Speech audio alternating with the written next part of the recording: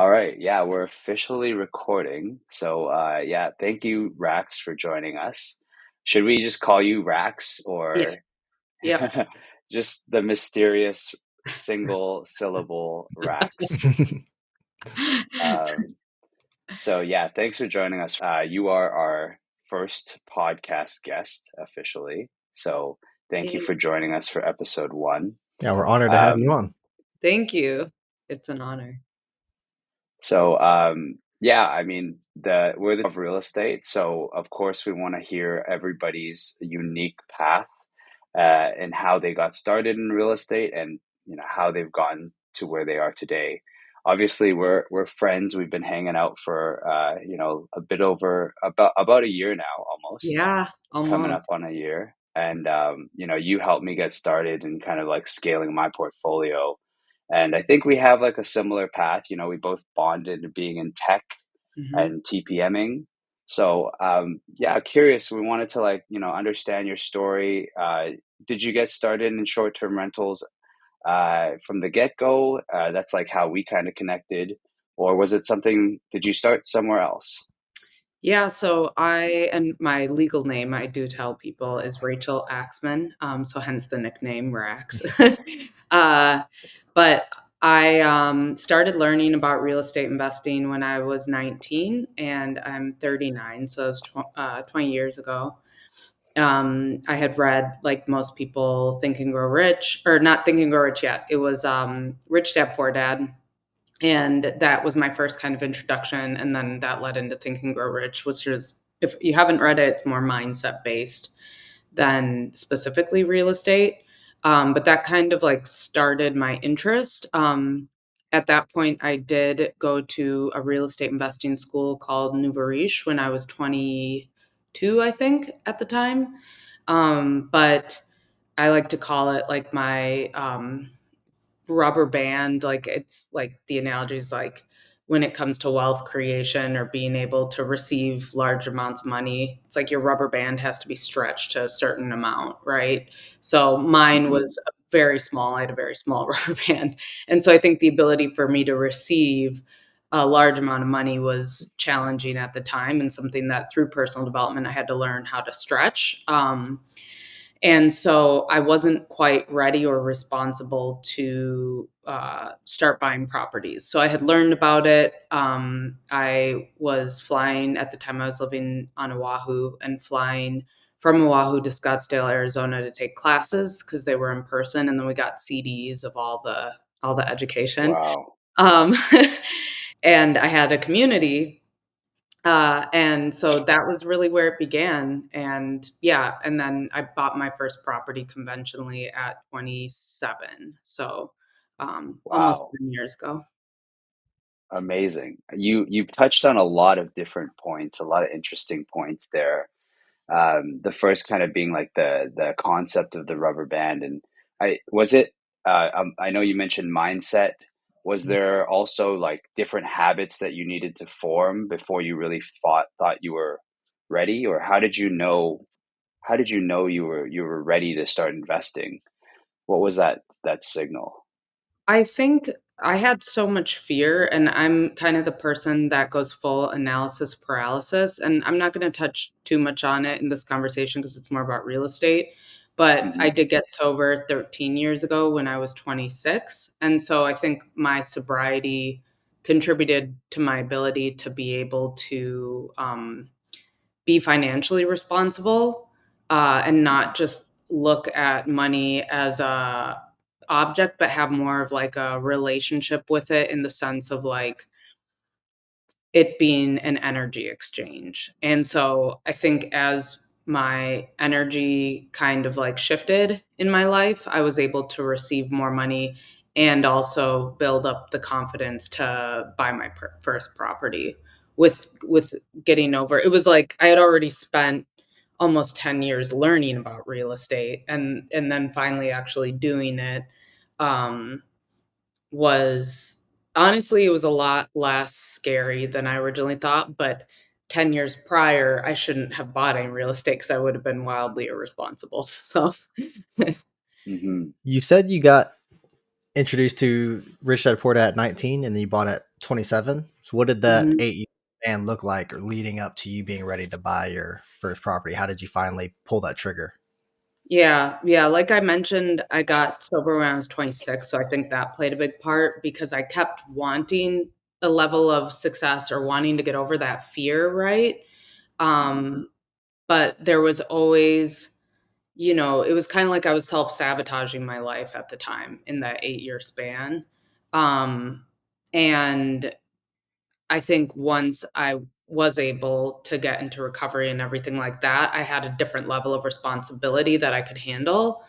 And so tactically, what it looked like is I bought a property with one of my exes, and we needed her parents to like help with the down payment. It was very conventional.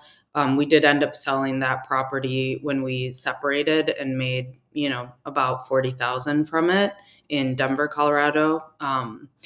But I think the biggest difference was honestly my mindset shift and my like just getting over the fear, right? So, yeah. There's a lot of growth that happens from 19 to Yeah, 27. It feels like literally. several stages, like, 18 to 22, that's a stage, and then 22 to 25 is a stage, and then 25 to 30 is a whole separate stage.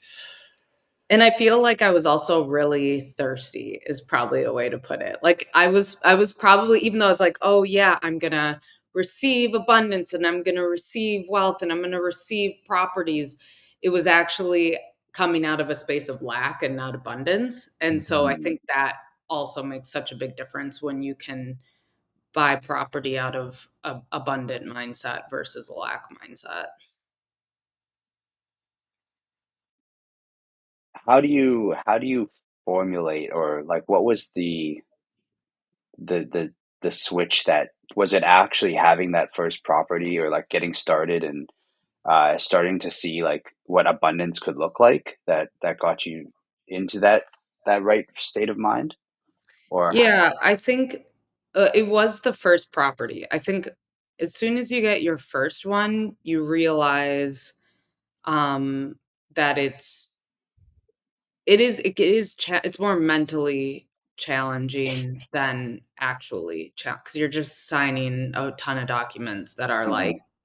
"If you mess this up, we're gonna tank your credit," and, like, "Here's the Yeah, it's a repercussions," little bit right? daunting there. So Yeah. that can be a little daunting, and then I think the thing, at least more recently, that I've realized as we've been buying a lot of properties, it's been who are you surrounding yourself with? And ultimately, when I came into sub two, it was more me looking for community and to grow my portfolio and build a real estate business. But I knew that it was the people around me that were gonna help me become successful, and in turn, I would help them become successful as well. Because I saw it with my other properties of fixing them up, paying, a contractor to remodel it, like, you're contributing in such a large way, in my opinion, um, in with business in general, Mhm. but, like, through real estate, like, at least with providing housing and stuff like that, and it's a lot of responsibility. It is, like, genuinely. It's not for the faint of heart at all. So, Yeah. yeah. The When did network effect. Go Oh, ahead. go ahead, TJ. Oh, I was just gonna ask, when did you go from, being a homeowner, I'm dabbling in real estate, to now I'm turning the switch on and I'm going to be a full time real estate investor? And was there like a kind of transition period? Were you working somewhere else and doing real estate before you kind Mhm. of made that whole transition? No, so I'm still working. I still have a W-2, and I work in tech. I when I was younger, and I'll go back and then circle back to your question. When I was younger and I joined that real estate investing community, I was like, "I'm gonna be so rich so fast," and I quit my job, and and it was just me. It's not like someone was supporting me. It's not like I had rich parents, none of that. It was just like me being somewhat delulu. And, so I went broke very fast and had to get a job again as a waiter, like, that was my, career at the time. And so this time around, I've had this business. I met Caroline Kane is my business partner, and we met in January of last year. And yeah, and so the more of the realist in me is like, don't quit your 9 to 5 until you have consistent deal flow, consistent income. Like one great flip is awesome, but will that sustain me for the next 5 years? No. Right? So that's what I'm working on now is the systems side of our business to be able to build kind of a machine, you could say. Yeah. I don't know if that answers your question though, but I was stuck on the job thing. No, that's perfect. Yeah. So, what does your business look like now, and how do you find time to do all of that? I'm full time. I don't know how you and Ryan work tech jobs and are Yeah. doing real estate. Yeah, I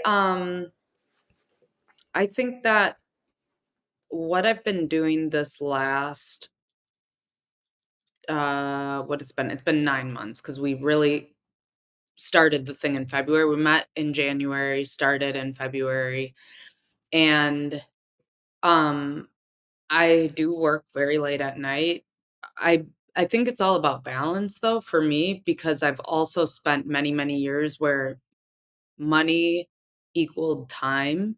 And so I had that deep belief that like you could only be, that's like kind of fed for me, it was fed to me in I had one personal development coach say, uh 10,000 meals with the wrong financial planners, which is like your parents. And so mine would say, "Oh, you need to work really hard to become successful and rich and whatever," right? And so I put in the hours and I was very broke. So I've learned like I make time for my friends, I work and then at my job, sometimes I'll take care of stuff with the business during the day. And then it's all about like getting quality time with my friends and in my community. And then I come back in the evening and I'll continue to work into the night. Um, I'll usually like today I might work a little bit, but not a ton. And so Saturdays, I'll usually spend time with friends and then work. So it's just been about finding balance and making sure, and this I'm still learning, making sure that what I'm focused on is um, the highest quality of item. Like there's urgent items, right, that I want to prioritize at the top. And then there's like the really big rocks that are going to provide the biggest quality of a system. So, for example, I built out a system where when Caroline or another teammate um, needs a property under contract, I've created this form that has all these notify or automation notifications and stuff like that. So that way it's not people going back and forth of, "Oh, hey, I need the details of how much you got it under contract for and this, and is there a holdback?" And, like, just ways to, like, make the wheel turn Hmm. faster. So that way, right now our goal is 10 deals a month. But, at some point we're gonna wanna be doing more than that. So, yeah. So it's all about the systems is the answer. I love the process automation as you start to, but you can't really identify what are the right tools until you get into the business, right? Like, and how do you start to, do you have a system or a process for like basically noticing where you need automation and like building out a roadmap? Because what I find in my business is that I always have like essentially shit hits the fan, right? And Mhm. then you're like, oh, I need Yeah. this thing here, right? And in the moment, you're like, oh, I really need this thing. But for some reason, I have like a note stock. I just put it in the note stock, but Mhm. I don't really have a good system of translating that note stock into, a prioritized list that you were saying, like, the, the urgent and important things versus the not so urgent and not so important things. So, how do you and Caroline kind of prioritize things or identify what are the important things? Yeah, I think because we are two opposite personalities. I have a system for her, and then I have my own system. So Mm, we and this is more for anyone who ever watches this. If you haven't watched or read or listened to Rocket Fuel, it's talked about in sub 2, but it's a very popular book about the integrator and the visionary. And we have another partner who's also a visionary, but he does more like closing the sales and stuff like that, and has been in done pre foreclosures for a very long time. But between her and I, because I'm the integrator on the team, so I will think about things and I will like build out the entire like there's some visionary aspect to it, but it's more around systems. And so when one thing needs to be done, I can actually picture like the actual 40 things that need to be done and the mm, like ripple effect to the thing. Um and so what I have her do now, and it's very simple and it works for now and it could change and evolve over time, is it used to be where she would just text me all her ideas, like any possible thought that would mhm, come into her mind. And of, that visionary thing where you're like, oh my mhm, gosh, and we could build this and let's do this and we need mailers and let's get this automation and this thing and that thing. And so I have her put it into a shared note um, through Apple. And then that way, when she's putting ideas in, we can discuss, well, what's the priority of what's important to her? And from her, like, if you look at a coin, like her side of the business. For mhm, me, on my side of the business, I have recently started documenting everything that needs to be done, and then my next phase that I was actually gonna be doing in the next couple weeks here is building out a true roadmap, because up to this point, it's like our business has changed a couple times based on what we found worked. It was very agile mhm. in the sense of like, let's just try this thing, does it work? Let's try that, does it work? And now we've gotten into kind of a good cadence of what is working well, and especially with this third partner that's come on. And so now we're at a point in the like stage of our business, and this is something that's been kind of interesting to experience, is like it all depends on what stage you're at that kind of makes the most sense. And so now we're at the stage where I'm like, okay, I feel like I could comfortably create a roadmap. Mhm. And anyone who's non-tech, that's just pretty much like a longer term like goal, right? That you're accomplishing, and kind of that like bricks along the way you could almost think of. Um, but I feel more comfortable laying something out now that we're less in this like test me. Wayfinding. Yeah, like every kind of week is a little different because 'cause you're like, "Does this work? Does that work?" And so now we're a little more solidified and I'm seeing things fall together. Um, and so my prioritization up to this point has been, either based on, like, just a large task list. Sometimes it's based on, how many deals we have coming in. And then the last thing I'll say is just finding the time to slow down a little bit and say, "Okay, I clearly am having death by a thousand paper cuts, Mhm. so where can I create a system in this area?" And that sometimes becomes the priority because it otherwise it just keeps getting put on the back burner. Like this Yeah. whole contract process that I created was put on the back burner, but we keep getting contracts, and so it's like, how do I just take the time, slow down, prioritize it, get the work done, and then move on. So, Yeah, sometimes it's difficult because you want to be busy, or you think, hey, like let's just get this contract through. We'll address it. We'll build this automation after these four contracts, right? mhm, And then you finish off those contracts, and the automation, the need for the automation doesn't exist. The immediate need for the automation doesn't exist anymore. Um, but yeah, I really want to get into like what you guys are doing with your business these days. mhm, And also wanted to understand like what were those kind of like changes. I know you guys were starting off doing wholesaling with pre foreclosures and some door knocking as well. how did the business evolve? I guess where did you guys start? And then how has the business evolved? Maybe if you have a couple, were there specific TSN turning points, so to speak, or like, you said that the business has kind of shifted a couple times. So Yeah. Let's start with could what you your business share a looks little like bit right more? now, and then Yeah, yeah. we'll tag on Sorry, from I have there. too many questions. My Oh, yeah. ADHD. Wait, where you want where it is now or where it was to where it's now? Let's Yeah, start with the end. yeah. Let's With start the with the end, and Mhm. we can work backwards. Okay. Yeah, so where we're at now is we are doing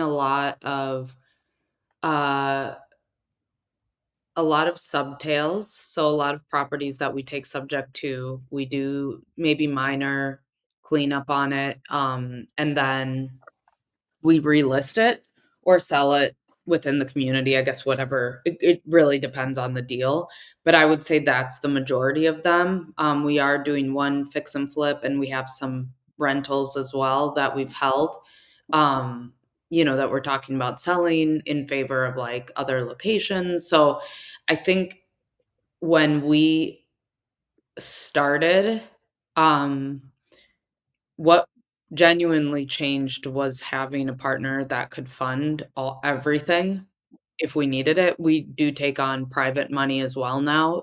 Most of our and a big part of that because our partner can fund everything, but we really wanted to give the opportunity back to the community, to be able to teach people more about, doing their first deal or whatever, right? And kind of being a little bit more of a guide versus it's weird. It's like almost sharing in the education versus just hoarding it to ourselves as we've grown. And so that's where we've ended up now. What What do are you mean? Go ahead. I was just curious. What do you mean by like being able to educate? Is that part of like the your team and like the wholesalers that are coming in, or is it like, are you educating the people that are buying the property, like subtail, or what were you referring to there? So, the biggest part I would say is like educating a lot of the private money lenders that we're working with, Mm, maybe haven't lent on a deal before. And so we're like having them lend on deals and teaching them like, okay, here's what the costs are. Here's, and like doing a little more hand holding because of the type of person Caroline and our partner Bobby are like they're very much like that educator, you know what I mean, kind of teacher mentality. mhm. And so I think I don't know what it's like out there for people that normally lend on deals, but I would imagine they probably don't get as much like um, Education. education, yeah, of Yeah. someone like, you here's the money, okay, we're done. This is more like, here's the money, okay, here's what's going on with the property, here's the phase we're at, and just kind of like that, teaching them along the way. So, to get them to the point that, like, if they wanna go buy another property or they now better understand what they lend on or whatever, right? Like, to help them kind of grow and learn, throughout the process. With your PMLs, how are you Mhm. finding them? Are they usually first time PMLs when they're working with you guys? And then is there something that you are having to educate all of your PMLs about, or is certain PMLs you Mhm. have to educate about certain things and other PMLs are a different part of the deal, or however you want to answer that? Yeah, I think it does depend on the person, the deal. Some are first time, some have done it before. It's pretty newer part to our business. And so I think it's just been as we've gone along, we're figuring out, what each person needs and then seeing those commonalities of what they're asking to provide, more content or more education for them to kind of lean on as well. I know when I'm looking for PMLs, a lot of times it feels like I'm chasing the PML because I don't, it's still weird having access to people who are going to lend me money on deals. Mhm. So we are pretty flexible with what that partnership looks like. do you guys have a certain structure that works for you and you're advertising this is what it looks like to work with us, or is it more a deal by deal basis and then you're bringing in PMLs that fit each separate deal? Yeah, I think we're getting to the point where it's like a deal by deal basis and a little bit of like a personality fit. A lot of them have just come to Caroline being like, "Hey, I'm interested in lending and partnering with you and stuff like that." So it's primarily through the community. Nice. I think like it's so important to have that, maybe what you would call investor relations. Mhm. Um, so how often do you guys have kind of like a defined cadence for the types of deals you take PMLs on, and like how often are you communicating? What's the Are you communicating only at milestones? Is it a monthly thing? Do you guys have Mhm. something that like you do like as a standard kind of like communication plan with your Yeah. investors or with your PMLs? Yeah, I think where we're trying to get to with it, so and I know there's some that we're doing the present, but we're still building out the Hmm. process around all of it, is, I know that, Caroline and Bobby wanna do more of like, weekly call or biweekly call, right? Where people can ask questions about their deals coming up, stuff like that. Hmm. And then beyond that, just providing them updates on a deal by deal basis. I don't think that's scalable, right? Like, I think Hmm. that, we are gonna get to a point where it's probably gonna be more like cadence as far as, like, not only just the deal update, but, like, I'm using this term loosely, but like a newsletter, you know what I mean? Where Hmm. you can get, Yeah, like, "Here's videos that can help you right now get to your next level," or "Here's whatever," and along with, like, reports of how deals are going. So that's where I kind of envision the process going, but for now, it's been just, like, a lot of one-on-ones, a lot of, like, I would say a lot of one-on-one type updates. that's after you've raised the capital and now you're in the deal with the PML. Mhm. Yeah. Interesting. Yeah, I've PML'd a deal where one of the kind of major selling points was the education, Uh-huh. and Oh, no way. they were saying, hey, like, we've been doing this for 10 years. Wow. Um, yeah, sorry. I said, "Wow." That's Yeah. amazing. But I mean, in the actual execution of it, none of that happened. That's why I'm kind of really Um, curious in the like, what systems or kind of like processes you guys have, mhm, because a major portion was like, hey, we're so experienced in this, we'll show you the path, like how we do this, how we get it done in like 4 to 5 months. mhm, And none of that communication really came through, and they're also late on payment now, so it's just mhm, a curious thing, like having respect. I felt like extremely disrespected as a PML for mhm. having to kind of chase them down. So it's good to hear that, like, you're treating your PMLs with a lot more attention and focus. Yeah, we're probably, like, a little too obsessed with our PMLs You'll keep them That's coming back. important. I know, and I'm just being funny. I think that I just feel like between the 3 of us, we, have a lot of gratitude, like, for the fact Mhm. that these people not only trust us, but are willing to, it, like, makes me a little emotional, I'm so sorry. Like, that they trust us and that they're willing to lend their money and, it means a lot to the 3 of us, and so I think we don't really take it lightly. Now, do I want a perfect process of updates every Monday and this and that? Yeah, 100%, and I think we'll get there, and it's just a matter of, like, time, and prioritization. So I guess let's say I'm a PML or interested in being one, and I see Caroline on a Zoom, and I'm like, "Hey, Caroline, I'm interested in being a PML." What happens next? She usually has a conversation with them just to see what their goals are, everything like that. Um, And then I think because those are a lot of those conversations I'm not a part of because I'm such a background person. Um, and I know that it's not like a one time, like, oh, great, give me your money. It seems like it's multiple conversations to see is what we're doing a fit for what you're looking for and what your goals are.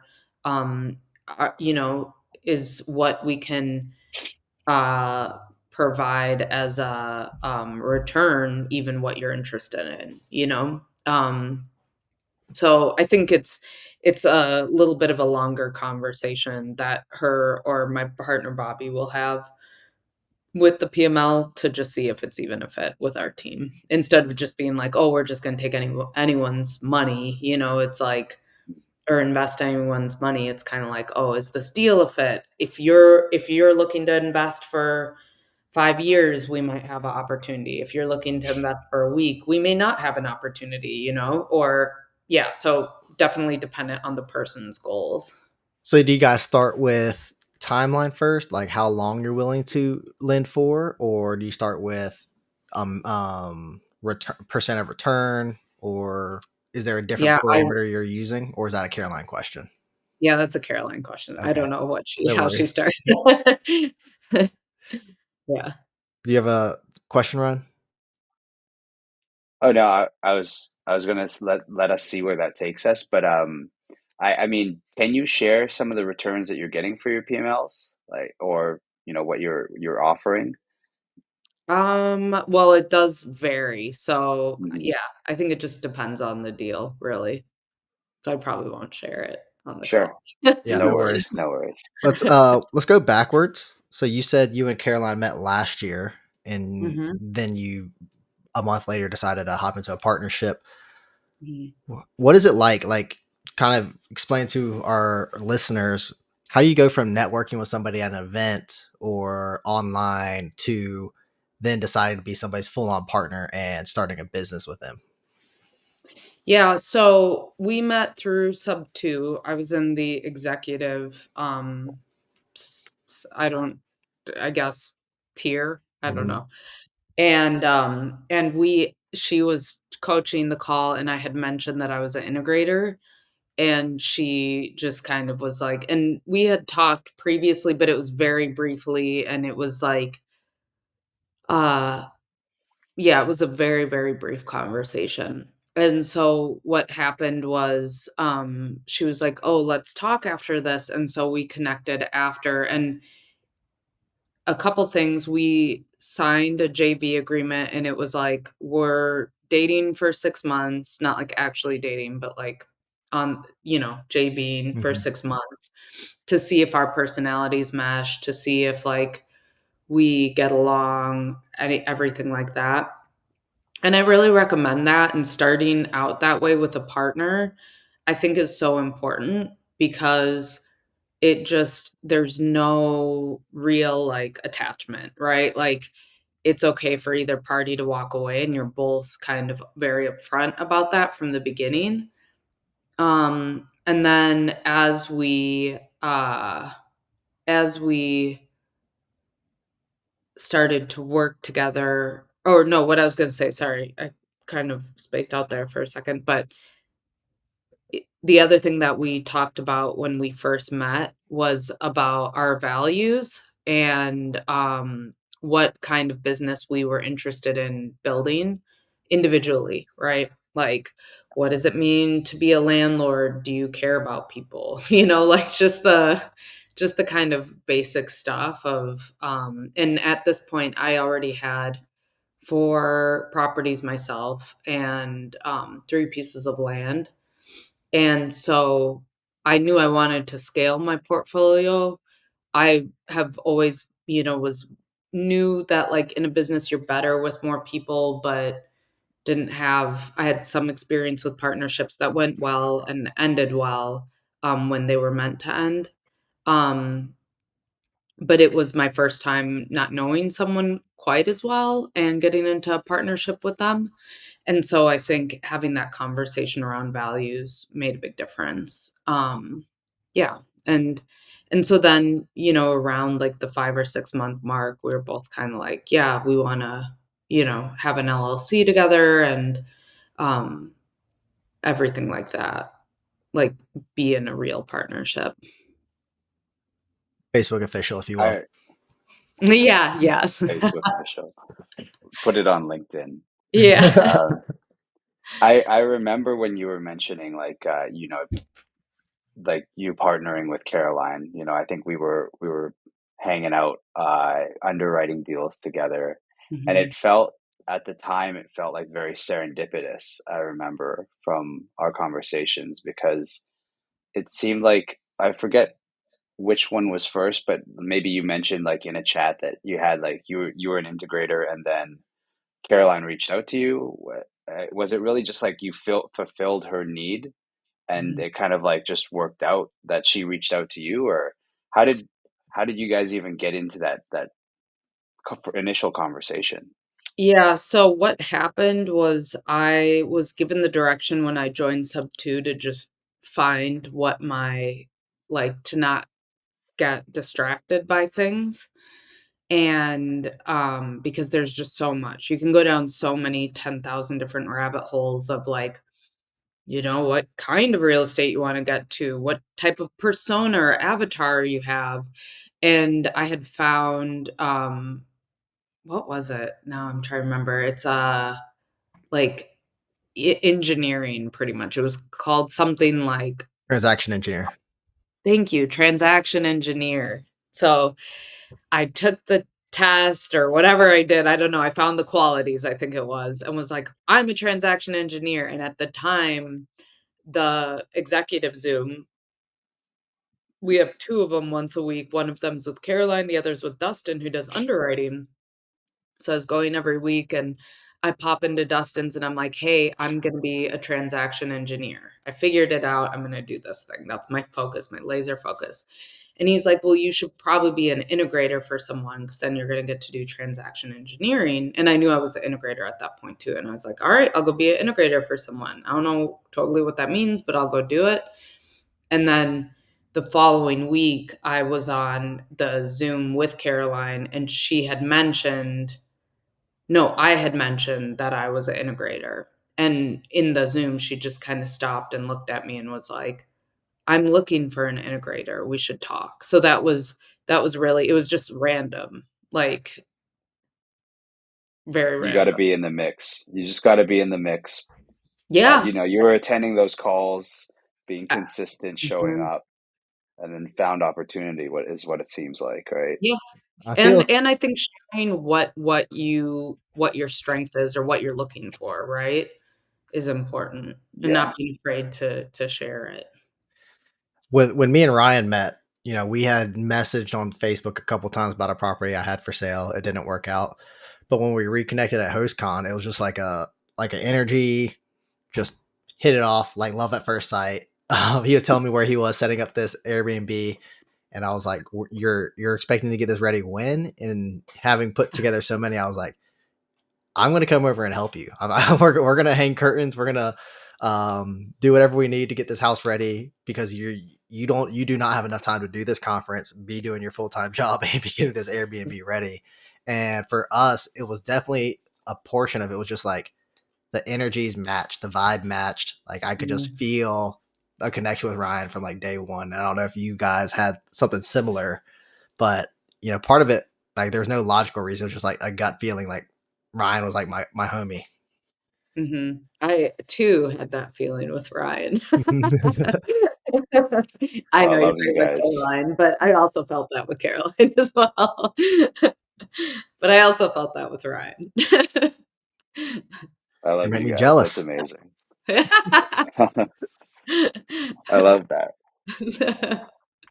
I That's mean, awesome. it's easy when you have good energy, right? And it's easy when you have kind of like a unified or shared goal, and it's not necessarily, oh, just real estate. It's like, doing cool things, like experiencing and also sharing that with other people. Like I think one thing, like when I moved to the States, I didn't have like a lot of like American friends quite yet, and I really found like real estate has been a great way to like make really meaningful, long-lasting relationships, which I never really thought that would be the case, but it's so obvious once you're into it. Yeah. Um, And I think we just have a different, like, mindset. I think at the end of the day, we are surrounded by, and it's not to put any, like, blame or shame or anything like that or take anyone down and out, but I think to find people that are on a very similar vibration and a similar path, there's just not a lot of us. And the majority of society, the majority of, and I'll just speak to America because I don't know the experience of living in other countries, um, is very like negative, very toxic, very, kind of like me versus them. And it feels like within our community, our mindset is more like, how can we help each other? How can we elevate each other? And I have that in different areas of my life, like in recovery and stuff like that. But still, it's just so special and unique about most, not all real estate investors, but I feel like a lot of real estate investors and wealthy people have very generous hearts. Mhm. I want to go back to Absolutely. that first JV agreement you have. I know when I'm Mhm. like dating somebody, a lot of times our JV agreement will be for one property or one deal. Like, what did your original JV agreement look like for that first 6 months? We decided that it was more, I took what would be used for a property and just kind of shifted it a little bit, um, to where it was like, we're JVing on this entire business, and, here's what, financially what each party is responsible for. It was just 50-50 to keep it simple, and, that anything from the business would be split, and that was it's pretty straightforward. The agreement was pretty straightforward just because I think, and when we talked it was kind of like, if at any point either of us are unhappy with it, we can walk away. So yeah.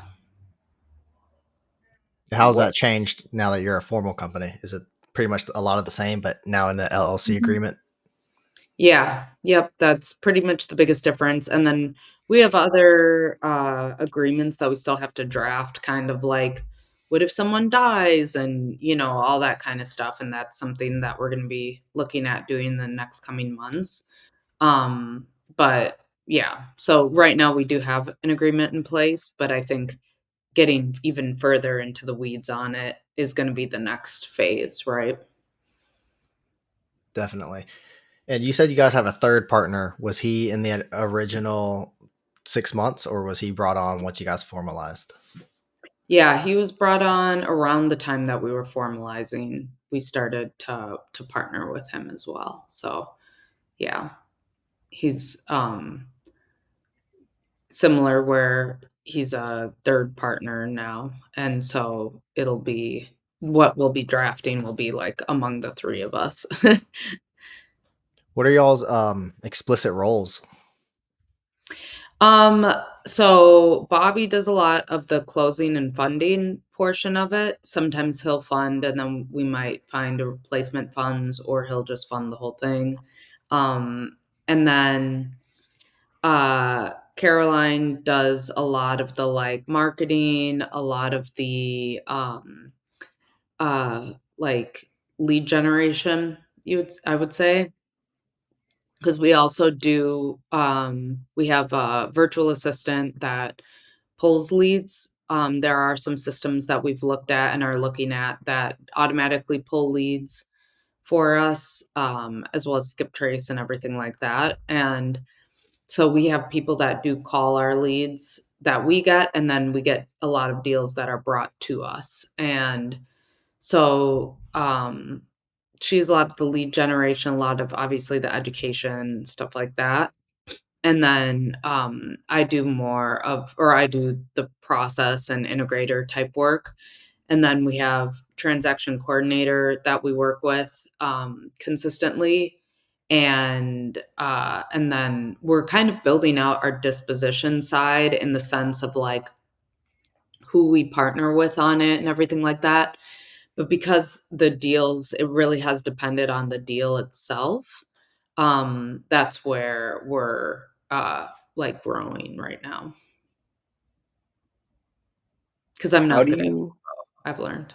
I'm not a dispo you person. you always I think hate the dispo. While you concept. were saying that, I was thinking I hate dispo so much.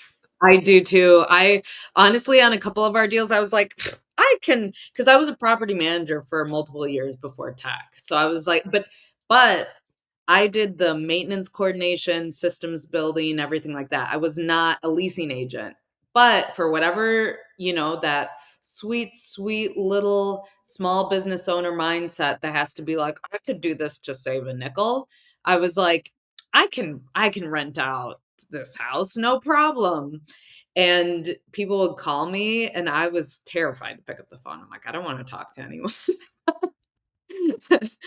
I did get a property manager to do that. So I was finally talked to Caroline. I was like, I can't be a property manager. I don't have the time for it. And I'm just not good at it. I mean, I could be good at it. I shouldn't say I'm not, because I could be if I put the time and energy into it, but it's its own thing, you know? Aren't you a property manager kind of on steroids though? Like you're an Airbnb host, right? I got a co-host. Oh, you have a co-host. I got a co-host in the last couple months. I've been trying to find ways to leverage my time. I talked about having balance, and quality time is Mm, really important to me. And so I brought on a co-host. I just interviewed a property manager for my Denver properties. I have a property manager now for the Phoenix properties. And I decided I don't um I now I did have to help a lot during the last hurricane because my Airbnbs are in St. Pete. But for the most part, I just told her, because she was also in Florida, or she is also in Florida. So I was like, hey, I can take over the duties of being Airbnb host for the next couple weeks. Um, and then I just let her know, I'm like, hey, I'm going to back off. And so she runs all the messaging. She has automations and, her own systems built up. But I'm just trying to think more like a big business owner instead mm. of this, oh, I can fix the toilet, I can paint, yeah, I can. Should I be doing those things? Hell no, I shouldn't be doing those things. What Yeah. is your Definitely a go ahead. go ahead. Oh, I was going to ask about the I was co-hosting because we do some co-hosting, and I'm curious about how everybody structures their co-host agreement. So we do 15% gross Mhm. off the top. So I don't know what yours is. But I'm Oh, curious. 15% gross. Oh, yeah, ours would be 15% gross minus the cleaning fee. Okay. So I think that's how we have it with Airbnb, if I'm remembering it correctly. And then she just invoices me for VRBO bookings. Yeah, ours But the same way. We take the cleaning out. yeah. But it was important to me to find a host who is also super host, and because it's like I have one, knock on wood, that has 54 reviews and it's 5 stars. And so giving that up, or like, because I know the quality that I provide my guests, there's a lot of fear of like letting go of those reins and accepting that, like, in 6 months it might not be 5 stars. Even with me running, it might not be 5 stars. But like, mhm. just like being okay with that, I think was letting go of the control, which is like the bigger thing, right? It's scary. We are pretty much in the same place. My wife is doing like 6 jobs all at once within Wow. our business. She's our accountant, she's our bookkeeper, she's our co-host and messenger and maintenance scheduler and all of that. Mhm. So we just hired one of our cleaners. We've upgraded them into kind of our co-host assistant, and so we're teaching her the ropes. She's very detail oriented, which is what we're not, and so she's bringing that skill set to the table and allowing us to just be on QC and methods. And she'll ask us great questions like, what should we do in this situation? We don't know, but we'll, Mhm. but you write it down and that's what we'll do from now on. And what we did was we gave up on our co-hosting. We gave up 10% of the 15% to pay directly to her, and we will take 5% to not have to worry about it at all. And then that would allow us to focus on going to get more co-hosting opportunities, more partnerships. And the other benefit is the ones that we're not co-hosting, she's also taking over the messaging on. So the ones we own or partner with other people, she's taken the messaging reins on there. So it's been a pretty good value for us to pass off a lot of the profits for her, so we can focus on the scaling. So It makes a big difference. I think, going back to like the lack mentality, I had to look at it and be like, I'm scared to give up the 15% because I have a lot of turnover. And so I'll spend thousands of dollars a month just on cleaning, right? And so I had to get over that lack and be like, no, this actually gives you the abundance and the opportunity to grow your portfolio in a bigger way. And so that was really, it's been a cool experience to like move through. And I think with the Airbnbs, my biggest thing was like, and because I prior to being a program manager now in tech, I was a product manager. And so I just look at other people's Airbnbs. I go visit Airbnbs that are 5 stars and say, what are they doing differently and what can I implement in my business to be that 5 star host? And it's worked, like just copying these people and then like being hyper detail oriented and like directions. Like if someone asks me a question twice, two different people, I'm like, oh, I'm not being clear enough in my directions. I shouldn't have to answer something twice, you know? Or, oh, we need another outlet put over here because people keep complaining about it. So let's add an outlet. Yeah, it's a cost of business, but this is the hotel industry pretty much. Like, not really hotel, but what is it called? Hospitality industry. Hospitality, yeah. mhm. So, And you want to like be very mindful of like that whole guest experience, right? And so you have to make those investments often and you know quickly, I would say, right? mhm, Um, I wanted to like dig into that co-hosting thing a little bit because it's kind of new to me. Like I think I'm in a place in my mindset where I'm not ready to have a co-host. I like the control. How did you find that co-host? Like what were you looking for in a co-host? so How did you know you found the right one? I was looking for, and to be totally transparent, I don't know if she really is the right one long term. Like, I have a year contract with her. I'm going to see how this year goes because there are certain things that, like, I didn't realize I needed until I had her, which is like, I need the person to pick up the phone every now and then if it's an urgent question. But she has so many Airbnbs that she's like, I can't talk to you on the phone. Like, I don't have time to talk to you on the phone. And I'm like, I just need 5 minutes to troubleshoot a problem. Right. And so I didn't know that that was something that I would need as a host, to even just have something as simple as that. And so, but I don't know if it matters in the sense of like, the grand scheme of things, it was more about like taking that leap of faith and being like, I need someone to help me right now. And so for now, she's doing great otherwise. Um, but I just did like a Google search because I knew that I was feeling so drained from juggling so many things. And I constantly think about that book, Who Not How, and I'm like, okay, what is one area that you're pretending like you do this thing full time that you really shouldn't be doing, which is being a property manager, right?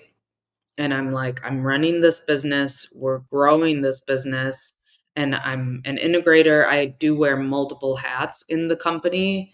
We all do, like all us three partners wear multiple hats because we're not at the point where we're like hiring employees to do something. So there's like a level of like, where can I save money? Where can I delegate? And I was like, oh, with my Airbnbs, I can get a co host to at least alleviate some of that pressure. And I don't have to come out of pocket a bunch of cash, you know. Like if I hire an employee, I have to pay them every 2 weeks, no matter what they Hmm. produce. And so I think that was the value of finding it. But it was just Airbnb's thing that popped up, and I was like, what's this? And then it took me to a page that like showed all these co-hosts, and I saw their rankings. I saw you know, what the percent was, obviously, but the biggest thing to me was how they were treating their customers and guests. And so I looked over their reviews briefly with their guests, and I saw how many Airbnbs they had, what their Airbnbs looked like. Like my co-host, she has a lot of like higher end Airbnbs, like, you know, like big houses and stuff, which I don't have in my portfolio. But I knew that, like, she would have to naturally be kind of detail oriented, and, you know, if you're gonna have a big house that someone's renting out. So, anyways, that was kind of a long rant, but, hopefully that answers your question kind of. Definitely. Yeah, I mean, I did see that actually co-hosting like offering. It seems like Airbnb's going quite a bit like pretty deep on, right? Like they're investing a lot to bring attention to co-hosts. So yeah, that's cool. That's cool that that feature actually was like helpful to you. And really, it seems like there was also somewhat serendipitous that like you saw that and you didn't go looking for the button, right? Like Mm-mm. it kind of like popped up to you and you said, okay, now's the time to make make my my change or make a shift in my business for Yeah. co-hosting. I Yeah, wonder if I that. just knew that, like, time is our most precious asset, and I'm like, Hmm. I can't, you know, what can I give up? So, sorry, what were you saying, TJ? Oh, I was saying, I wonder if the co-host push comes from all these people who jumped into Airbnb thinking it was going to be higher cash flow, and then realizing it was a lot more management and being active than they originally thought. And then versus all these hosts leaving their platform, trying to find a way to give them that part of the equation and still keep them keep their properties on Airbnb. Yeah. Yeah, I wouldn't be surprised. I mean, I think it's been I think a lot of people go into Airbnb, you know, even when I see people's underwriting of short-term rentals, and I'm like, I mean, y'all have it different because your calculator is actually like made for it. But I'm like, you're not even accounting in the cleaning fees. Like, yeah, you're saying I'm gonna cash flow so much money, but it's like the cost of maintaining a furnished home, the startup cost of furnishing the home, of, you know, it's a very different business than long-term real estate investing. Very different. I would say midterm, if I could like niche out on just midterm, that would be like the ultimate dream. That's what we're doing, is pushing as much as we can possibly to midterm, and it's been pretty successful, especially since we weren't really pushing the vacation market and super upscale stays with the Mhm, crazy pickleball amenities or things like that. We wanted just people to be comfortable. And so mhm. we've shifted a lot of our stuff to midterms, and then we shifted a lot of properties to group homes and affordable housing and co-living. And so we're in that Cool. process now. Oh, co-living is another beast that like I know nothing about, and I feel like I it's just so funny to see investors or potential investors or whatever like be like, "Oh, well, I'm just going to make this I'll just make it a co-living." And it's like, you know, it's not like something that you can like just do with no experience. I mean, you can, but I just sometimes I feel like people say things because they're just looking at the dollars, and I'm like, the time investment alone is like a lot.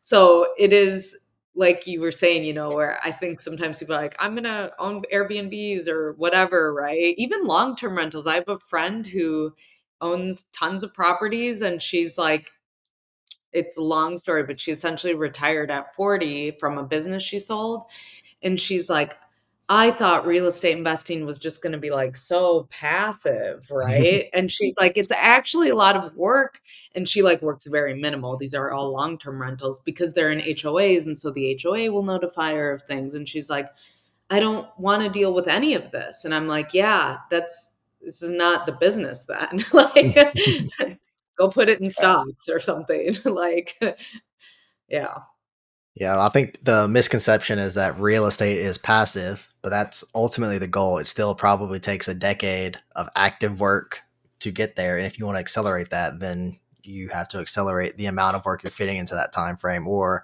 figure out yeah. partnerships and people to work with to enable you to scale and help leverage your time.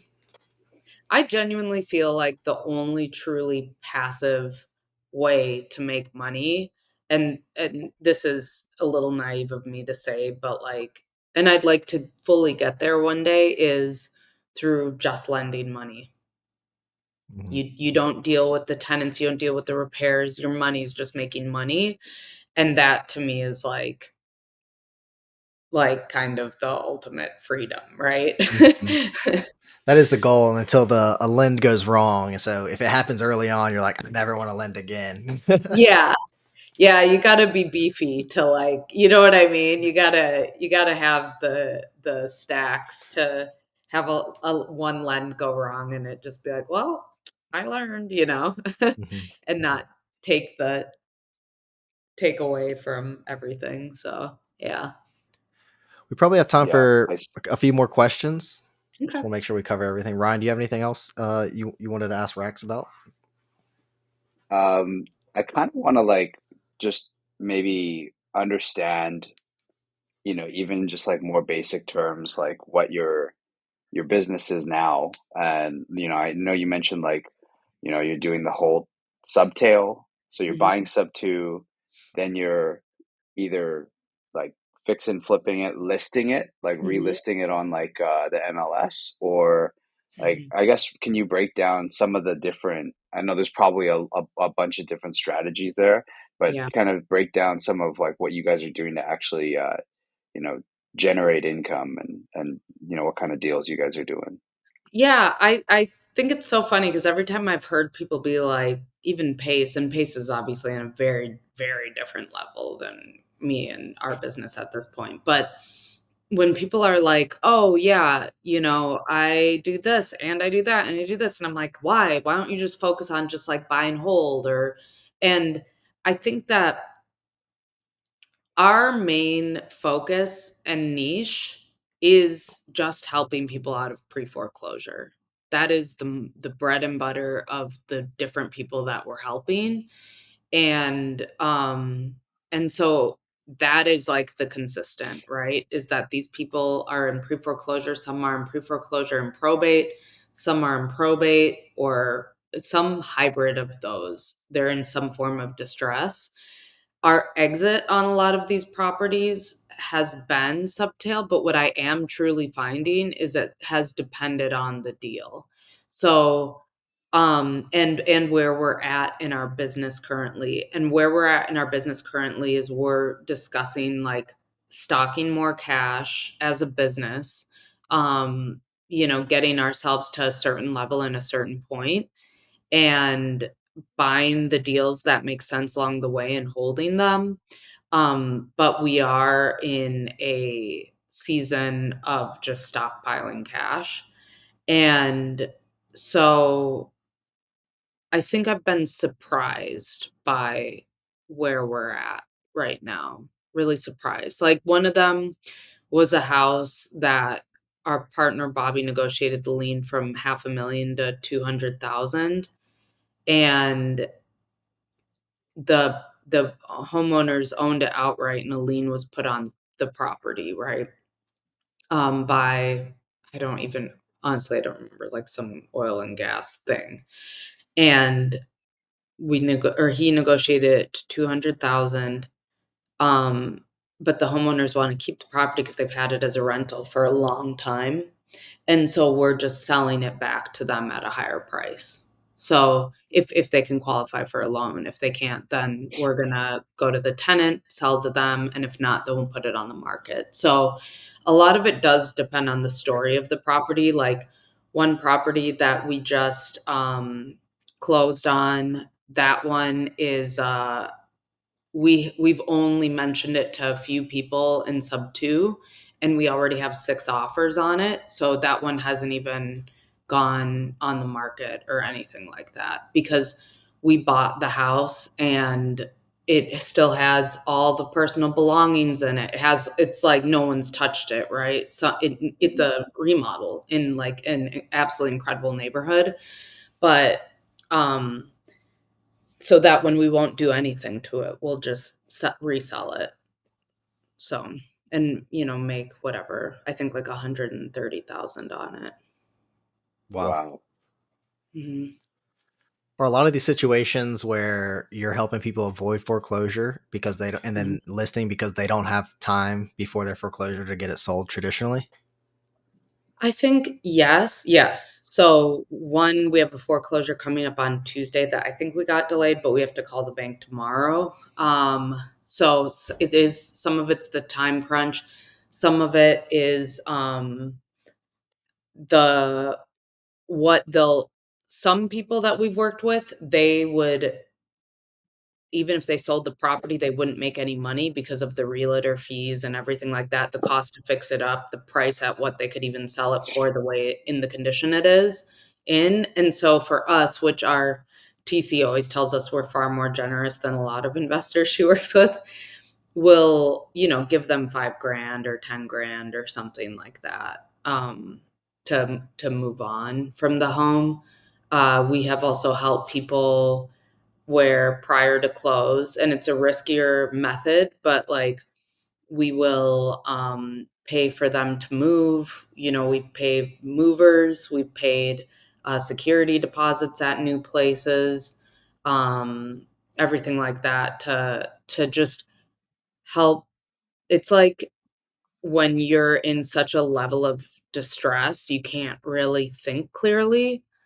And so we're helping people move on, and like almost being a little bit of like a guide, like someone who's thinking level-headed. And before we even get to that phase, we'll help them see if they can reinstate their loan. We'll see if they have family or friends that can give them the cash.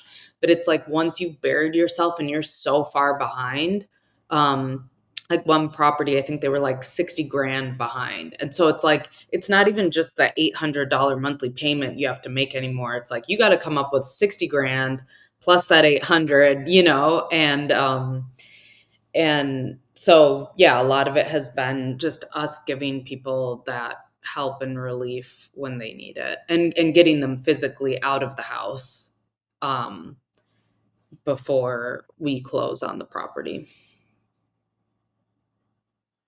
And are you ultimately like avoiding or kind of mitigating people from going through bankruptcy, or is it Mhm. bankruptcy and foreclosure, or are they kind of intertwined? Some people have been in bankruptcy, but a lot of it is just preventing foreclosure from happening.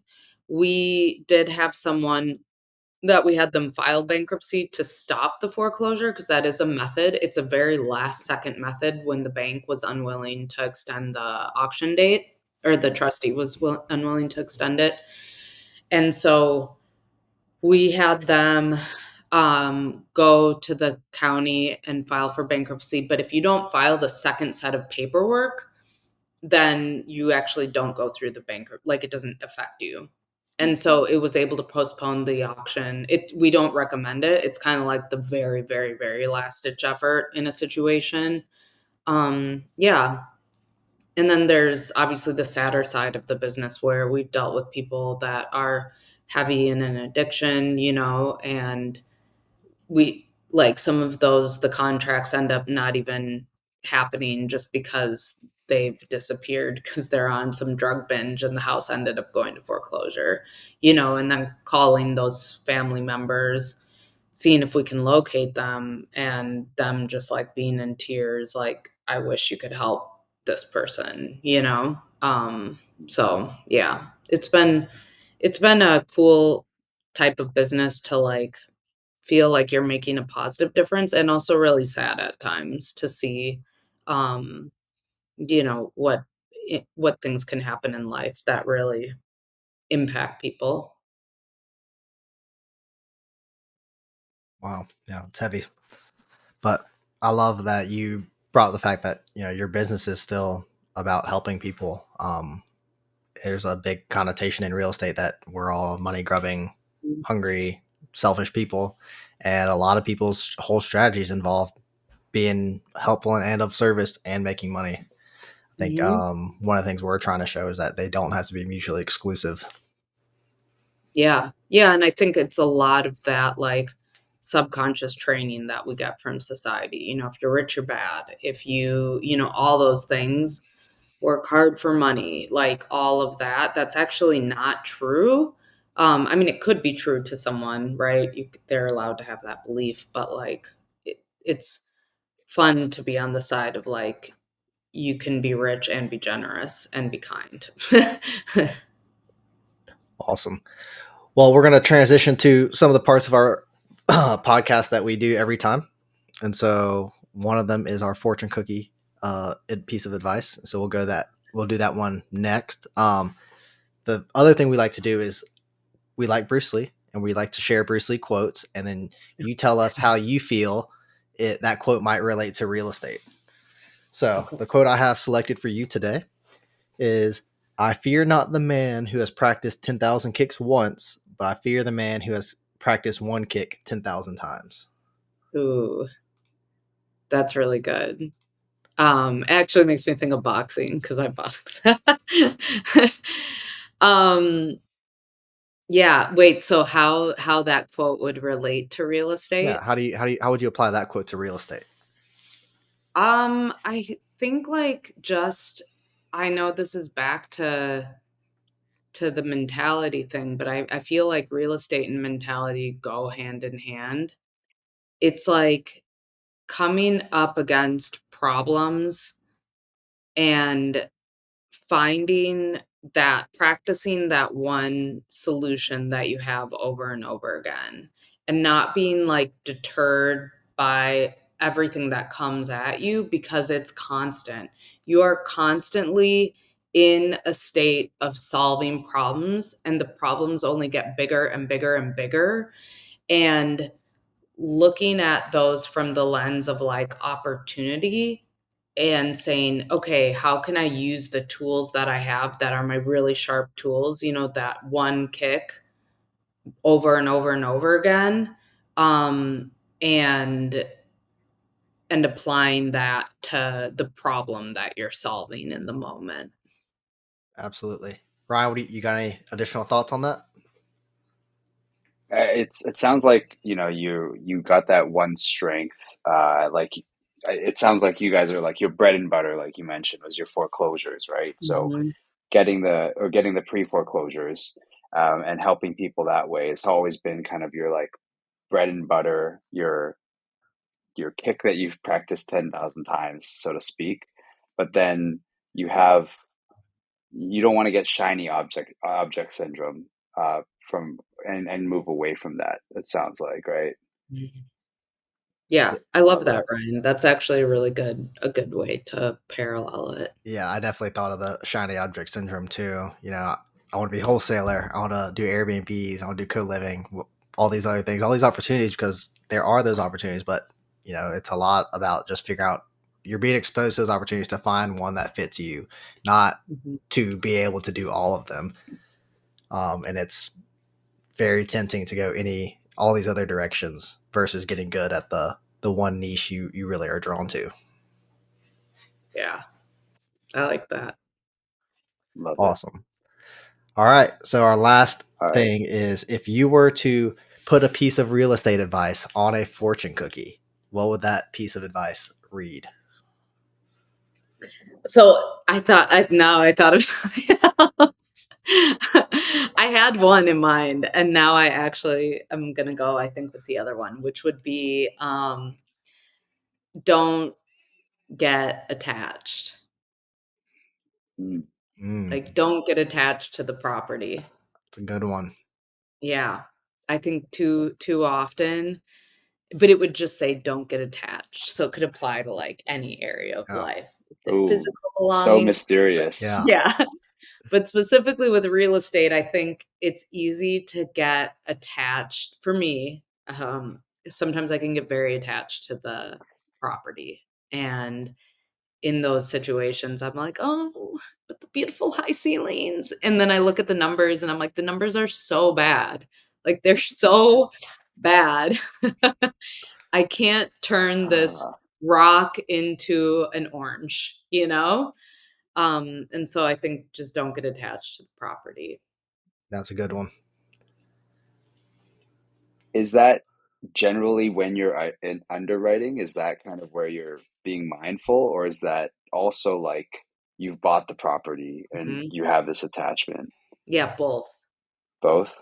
Yeah, because I feel like now because of what we've chosen to, I want to keep all the properties but realistically, like with where the market is, with where our business is, all these factors, I'm like, just let it go, man. Let it go. Like there's so much opportunity out there. Like what we have Mhm. is a literal one millionth of what's out there as far as like opportunity and deals and profits to be made and people to impact. And so keeping that abundant mindset for me is like really critical right now. That's incredible. I I feel like I want to hear your second one, or maybe it was your first one as well. Would you be open to sharing your first idea for the fortune cookie? Oh, the first idea was never give up. Never give up. Because it's like so many times I'll never forget real quick when I was cleaning my Airbnb because I was like, I can do this myself. I'd be on like work calls and I'm like mopping the floor. And I decided to drop the price to where it was pretty much a homeless family that I think came in my Airbnb Oh because I have a no. tiny home. So it's like pretty affordable. And they trashed it. They completely trashed it, and I was in tears, right?